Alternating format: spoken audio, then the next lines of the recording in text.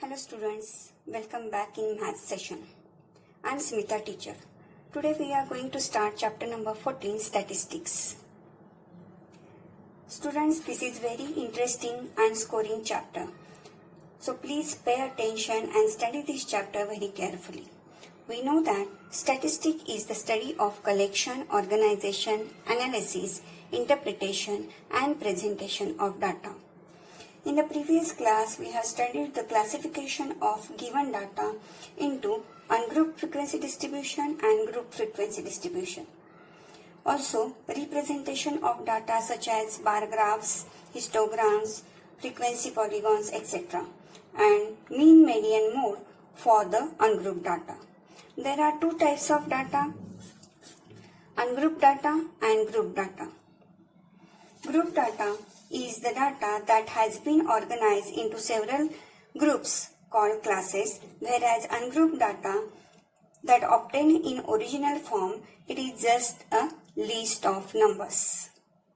Here, the group data can be converted into the ungrouped data by forming class intervals of equal class width with allocation of frequencies to each class interval. Class intervals have upper limit and lower limit. Here, observation falling in any upper class limit would be considered in the next class. That is, for example, suppose there are 30 workers working in a factory in particular time slot. Then this observation 30 would be considered in the class 30 to 40, not in the class 20 to 30. Sometimes this group data is discontinuous. That means the class intervals may be like this: 1 to 4, 5 to 8, 9 to 12, etc. Now, how to make this discontinuous class intervals or group data continuous? We have to subtract 0.5 from the lower limit of each class, and we have to add this 0.5 to the upper limit of each class. After subtracting and adding, we will get the new class intervals which are continuous, such as 0.5 to 4.5, 4.5 to 8.5, 8.5 to 12.5 and so on. So these are continuous class intervals or continuous group data. Now next point is class mark. This also we have studied in the last year, that is in 9th standard. Class mark is the midpoint that can be chosen to represent the observation falling in the class. So we have to take the midpoints of these class limits. So how to find the class mark? Class mark is equal to lower limit plus upper limit divided by 2. So this is the midpoint of each class we will get by using this formula, and that is our class mark, which is denoted by xi.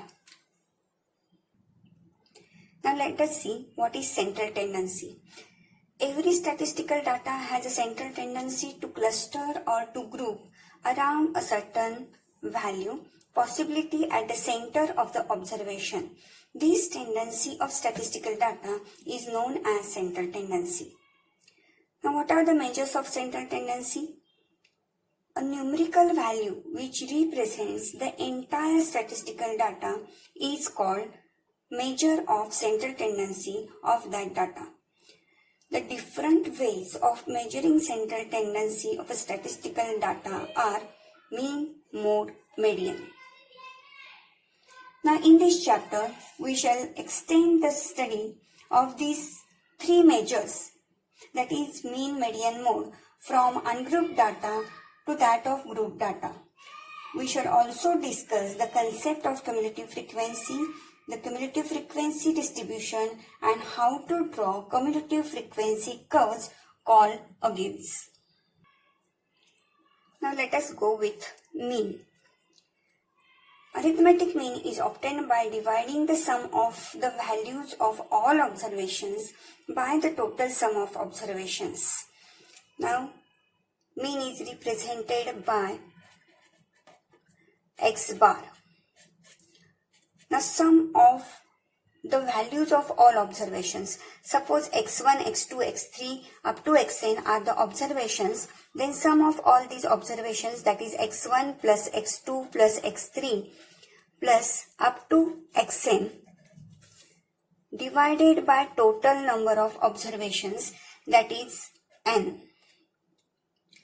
So this sum we can represent by using the sign sigma, that is which denotes the summation. So sigma xi varies from 1 to n divided by n. So this is the formula for finding the mean for ungrouped data. Now this Greek letter sigma means summation here. Now students, let us go for the mean for group data. To calculate the mean of group data, we have following three methods. First is direct method.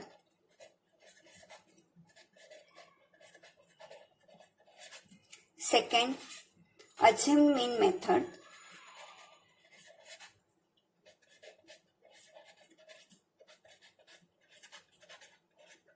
And third is step deviation method.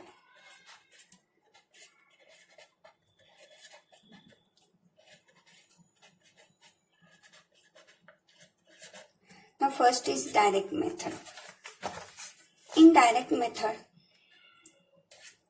there are 4 columns in the frequency distribution table.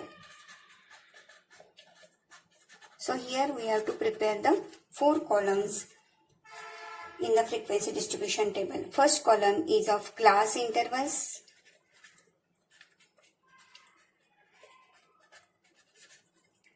Then second is of frequency, which is denoted by Fi. Third column is of class mark, which is denoted by Xi. And fourth column is of Fi Xi, that is the product of frequencies and class mark. Now these first 2 columns are given in the question, and we have to prepare the third and fourth column. For calculation, we need to find the sum of all frequencies, that is summation Fi, and the sum of product of frequency and class mark, that is summation Fi Xi. Now the formula for finding the mean of this method, that is mean is equal to, that is x bar is equal to summation Fi Xi divided by summation Fi. Now using this formula we can calculate the mean for the group data by direct method. Now let us see the second method, that is assumed mean method. In this method, the frequency distribution table includes 5 columns. First 3 columns are same, that is class intervals, frequency and class mark. To find the class mark, we can use the formula, that is class mark is equal to lower limit plus upper limit divided by 2. 1 among Xi's, that means suppose these are the class marks. Now 1 among Xi's is chosen as the assumed mean denoted by A, small a. That means from these class marks, the middle class mark we have to consider as the assumed mean, that is A. Suppose there are odd number of observations, suppose there are 5 observations, then third observation we can consider as the assumed mean. And suppose if there are even number of observations, as 6 number of observations, then third and fourth observation you can consider, third or fourth observation you can consider for the assumed mean. So after that, the value of di is the difference between assumed mean A and each of the xi. That is, di is equal to xi minus A is calculated for the in the fourth column, and the fifth column is the product of frequency and this value di. Now for calculating mean, we need summation fi and summation fi di. Now there is a formula for finding mean, that is x bar is equal to a plus d bar, where d bar is summation fi di divided by summation fi. So this is our final formula to find the mean by assumed mean method. So this is our formula to find the mean by assumed mean method. Now the third method is step deviation method. In this method, the frequency distribution table includes 6 columns. Again here, first 3 columns are same, that is class intervals, frequency fi and class mark xi. Now fourth column is the value of di, that is di is equal to xi minus A. A is assumed mean, which we have to consider from the class mark. Now here, step deviation method is used in the cases where the deviation from the assumed mean, that means the value of di, are the multiples of a common number. If the values of this di for each class is a multiple of any number, any particular number, say h, the calculation becomes simpler by taking ui is equal to di upon h, where h is the class size or class width of each class interval. Generally, the class width or the class value or the value of h is equal to the difference between the upper limit and the lower class limit of the class interval. That means here 20 minus 10, that is 10 is the value of h, which is same for all class intervals. Now for this method, again we have to calculate the summation fi for the calculation and summation fi ui here. Now the formula for finding the mean is a plus summation fi ui divided by summation fi into h, where h is the class size and a is assumed mean here. So this is the formula for finding the mean by step deviation method. Now students, I want to tell you some important points about these 3 methods. The first point is, if the class sizes are not equal for each class interval, that means the class sizes are like this.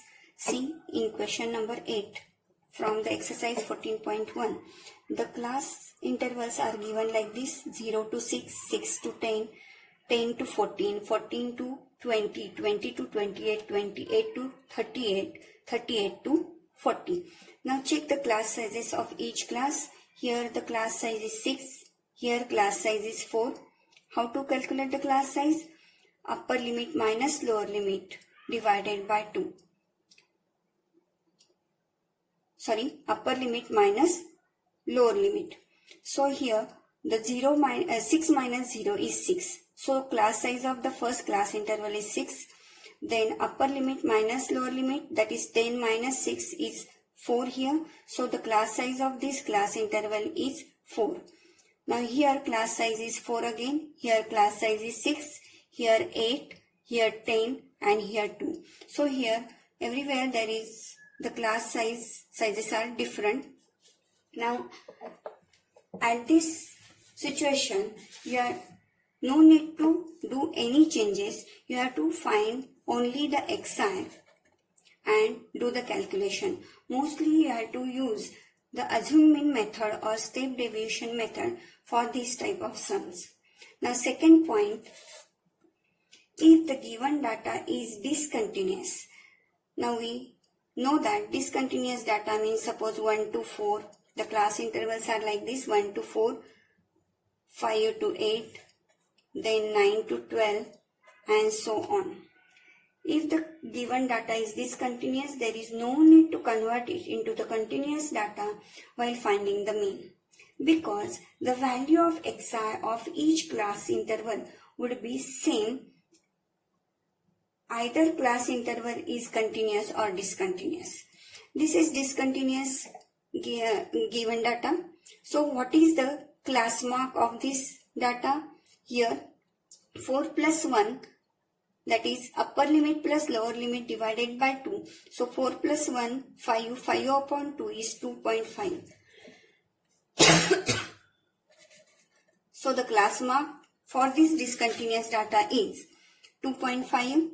Then here 5 plus 8 upon 2. 5 plus 8, that is 13 upon 2, that is 6.5. Then 9 plus 12, that is 21. So here 10.5. Now these are the class mark for the discontinuous data. If we will make this discontinuous data continuous, we will get the class intervals like this: 0.5 to 4.5, 4.5 to 8.5, 8.5 to 12.5, and so on. Now again find the class marks for this continuous data. 4.5 plus 0.5 is 5. 5 divided by 2 is 2.5. Now here again 8.5 plus 4.5 is 13. 13 divided by 2 is 6.5. Again add this: 12.5 plus 8.5 is 21.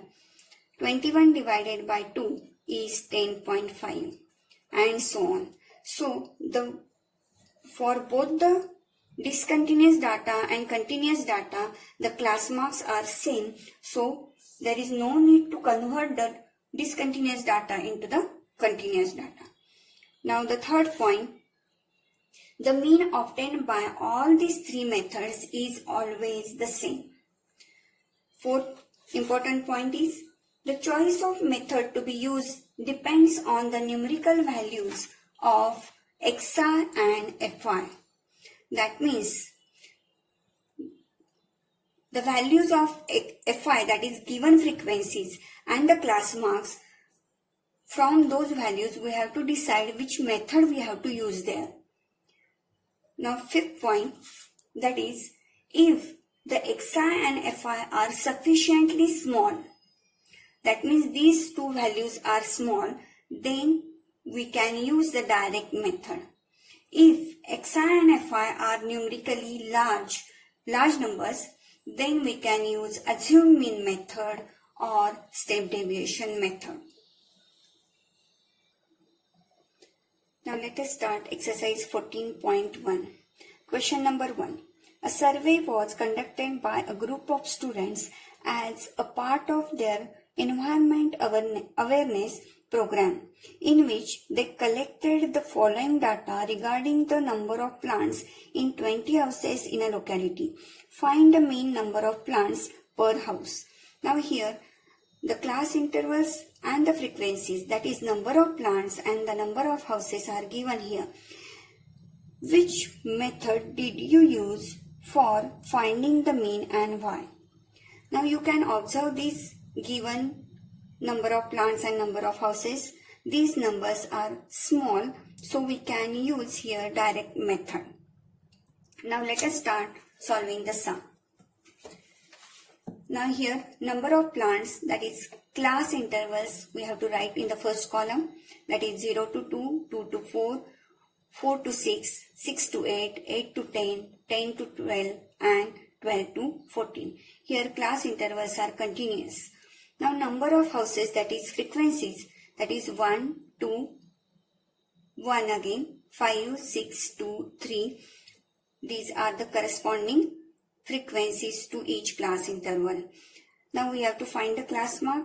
we know the formula for finding the class mark, that is lower limit plus upper limit divided by 2. Now here lower limit is 0 and upper limit is 2. So 0 plus 2 divided by 2, that is 2 divided by 2 is 1. Now like this we can calculate the class mark. Now here the class mark for the second class interval is 3, for third class interval is 5, for fourth class interval 7, for fifth class interval, that is from 8 to 10, the class mark is 9, from 10 to 12, 10 plus 12 is 22 divided by 2, that is 11. So 11 is the class mark for this class interval, and for class mark 13 is for the class 12 to 14. Now find the product of these Fi and Xi. So 1 into 1, 1. 2 into 3, 6. Then here 5. 5 into 7, 35. Here 54, 22 and 39. So these are the products of Fi, Xi. Now summation of Fi. Now in the question it is given that the plants in 20 houses, that means the total number of houses are 20 here. So after adding these frequencies also we will get the 20. Now addition of this Fi, Xi is 162. So here we got summation Fi is equal to 20 and summation Fi, Xi is equal to 162. Now we have the formula for finding the mean, that is mean is equal to, what is the formula for finding the mean? Summation Fi, Xi divided by summation Fi for the direct method. Now here we have both the values, that is summation Fi, Xi is 162 and summation Fi is 20.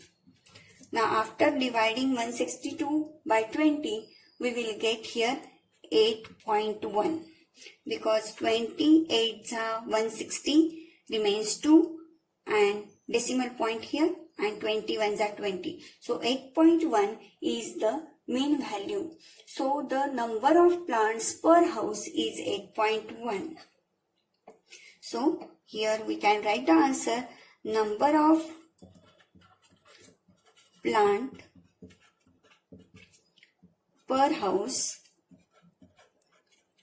is 8.1. This is your answer. And as here the values of Fi and Xi are small, we use here direct method. So students, we are going to conclude our today's session here. As the notes are too many, so I am not giving the homework today. You have to revise all the notes today, read it carefully, and then tomorrow we are going to start the next examples.